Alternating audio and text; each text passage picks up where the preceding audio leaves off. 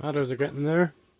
Good morning, everybody. Happy Bastille Day, or Bonne Fête, or Fête Nationale as we call it here in France. Today marks the day in 1789 where French revolutionaries stormed the Bastille prison in Paris. Now, the Bastille was an armory in the middle of Paris. It was also a political prison, and it was stormed on this day in 1789 by revolutionaries who were, I think, looking for gunpowder and armaments. They also released all the prisoners that were held in the jail at that time, all 7 of them, so it wasn't exactly a mass prison break. And interestingly, one of the prisoners they released was an Irishman from Dublin who was jailed in the Bastille on grounds of insanity. So we'll just leave that one there. Anyway, we're not storming any prisons today. What we are doing is we're going to go down to the middle of rural France, visit a chateau that's hosting a giant brocante. Big second-hand sale with loads of stuff everywhere. It's supposed to be a really good one. And then I've booked us a table for lunch. So we're just going to have a kind of relaxing national holiday here in France. How's that sound? Anyway, get in the car.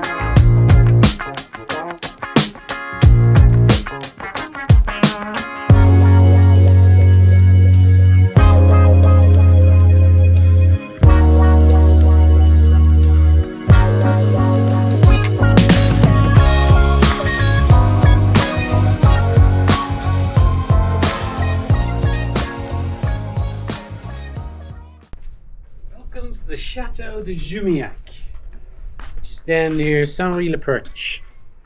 I think it's called Saint-Marie-le-Perche. Name's on the screen. Anyway, I went to check out the restaurant I'd booked for lunch. It was sketchy looking, and I've been in some sketchy restaurants.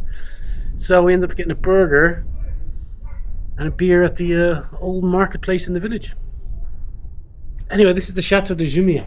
I love it. It's old school cool. It's really rustic, and it's not one of them fancy chateaus with the fancy paintings and the whole thing. It's real, like, ready to rock rustic chateau. I mean, it's falling apart in some places, but I like it.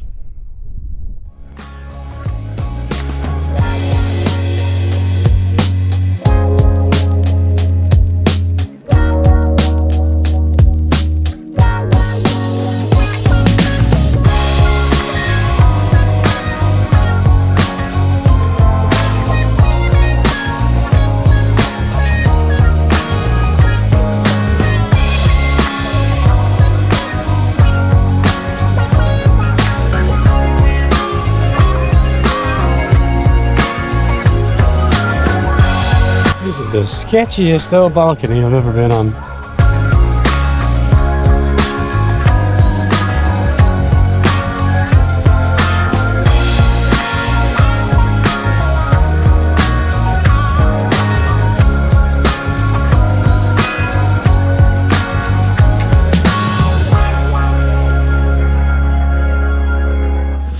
Apparently all the figurines and the little orbs and things on the top symbolize the different elements of alchemy,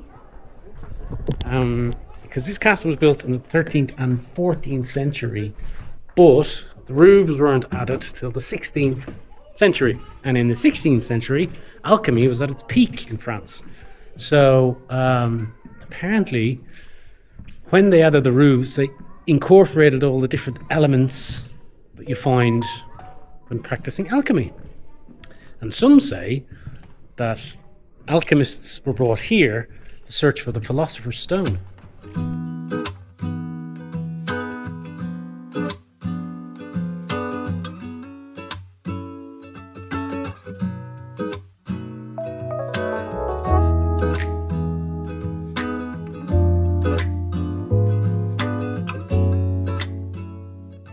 So when I come to visit chateaus, it's because I like walking around old French buildings, big old French buildings. They're really interesting for me to walk around. And every chateau I go to, I do look into the history of it a little bit, but it's not as interesting to me as the building itself. Anyway, when I got here to this chateau, they said, would you like a guide about the history of the chateau? And I said, yeah, sure, why not? And they gave me this guide, and it's just like 12 pages of A4 text back to back. So about 24 A4 pages of just solid text, and it runs you through all the earls and the kings and the nobility and the whoever else lived in this chateau over the years. And it's a complicated story. Let me tell you, very complicated, and more that I'm willing to invest in mentally and you're willing to invest in visually. So let me just tell you that the construction of this chateau began in the 13th century and didn't finish till the end of the 17th century. So you can imagine the laundry list of people who came and went between then and the bits and pieces they added on when they were here.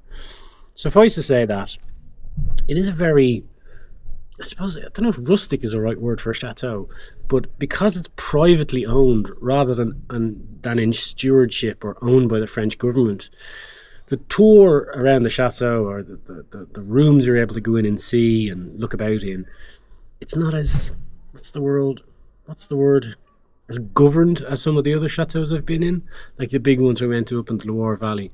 They're very much, this chateau is a tourist destination, and therefore it's sort of mapped out that way. Whereas this one is owned privately, and it's opened up to the public now and again. So it's kind of like, come in, have a look around our house. If you like it, you like it. And I love it because it feels much more authentic than walking around somewhere like Versailles would be. Really old school. There's no pomp or well, it's a chateau, so obviously there's pomp or circumstance, but there's very little pomp and or circumstance around this chateau. It was bought back by the family that originally, well, not the family that originally owned it. It was bought back by the descendants of the family that built the chateau back in 1927, and it was a ruin. And they restored it, but I don't know if the sympathetic restoration is the word. They kind of restored it as it would look back in the day. They also have a maze here, which is quite cool. If I know anything about mazes, it's that you should always keep to the left in a maze, unless you can't turn left and you have to go right. And right again. Okay.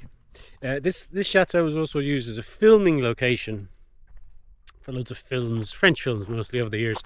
One you may have heard of, which I have actually seen, is one called The Brotherhood of the Wolf with Vincent Cassel. It's quite a cool movie. Anyway, I filmed that in here, and you can, like, it's super easy to film stuff here because all you do is like light some candles, stick a few lanterns on the walls, and you're instantly back to the 16th century. And quite lost in a maze.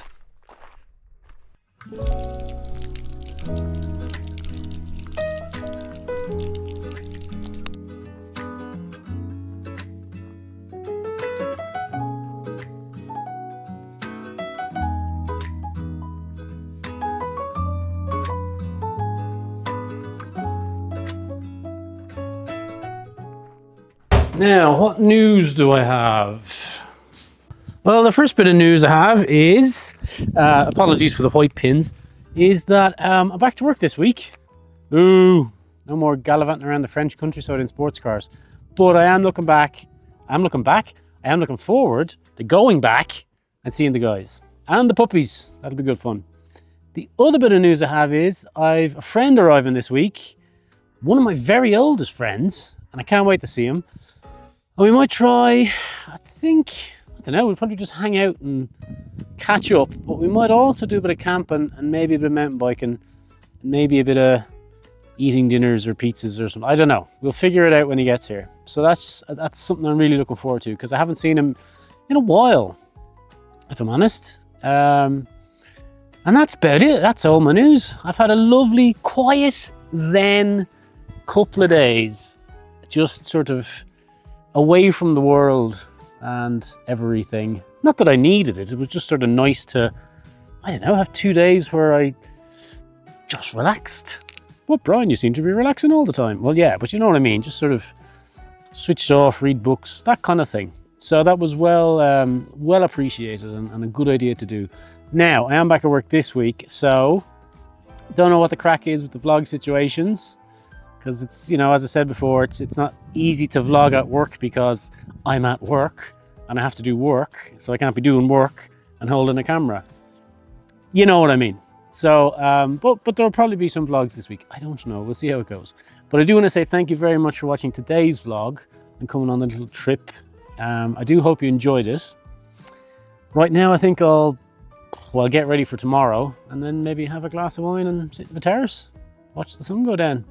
I hope you've had a good weekend wherever you are. And, you know, I guess I'll see you next time.